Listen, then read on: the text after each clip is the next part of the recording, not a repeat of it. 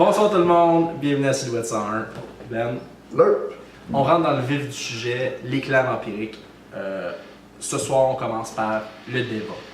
Le Deva, c'est le succube ou l'incube, dépendamment de quel côté vous êtes. Et puis, c'est le vampire qui est peut-être le mieux représenté par l'image qu'on a dans Entretien avec un vampire. C'est le vampire qui va vivre ses passions le plus et de façon le plus ouverte. C'est le vampire qui va chercher à retrouver ce que l'humain vit. Un humain, c'est vivant, ça a des émotions fortes. Un vampire, ça n'en a pas beaucoup. Le Deva cherche à aller les chercher, il s'en nourrit. C'est celui qui...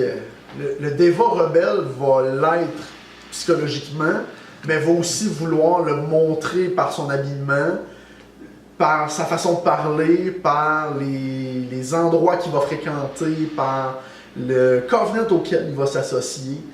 Il n'est pas capable de se restreindre au niveau de quoi que ce soit. À partir du moment où quelque chose l'intéresse, il va se lancer à 100% puis il va le vivre le plus qu'il est capable de le faire. Malheureusement pour lui, la grande majorité du temps, sans succès. Le défaut du Deva, c'est ça, il veut vivre comme un humain, mais il n'est jamais capable de se rendre là. Il faut savoir qu'un vampire n'est pas un humain. Un vampire, c'est à côté, c'est à part. Ça ne vit plus les mêmes émotions, ça ne vit plus les mêmes choses. Le Deva le cherche, le Deva n'y arrive pas. Le Deva, dans Silhouette, recherche un des 7 vices capitaux et veut s'en nourrir le plus souvent possible. Ce qui est son défaut.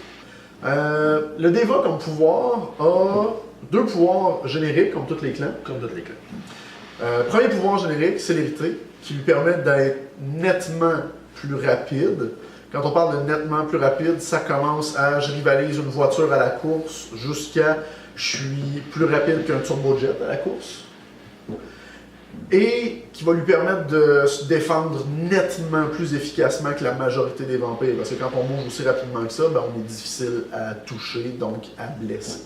Deuxième discipline, vigueur, une force herculéenne, le pouvoir d'être excessivement fort et puissant, de lever des choses que personne d'autre peut lever. Leur pouvoir unique, comme tous les autres clans ont un pouvoir unique, c'est leur pouvoir de socialiser avec qui que ce soit, où que ce soit, quand que ce soit.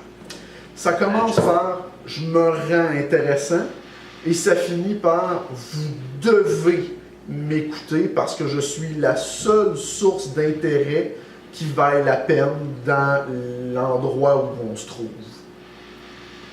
Ben, ça fait le tour. Un bon résumé. Ok. Sur ce, Bonne soirée.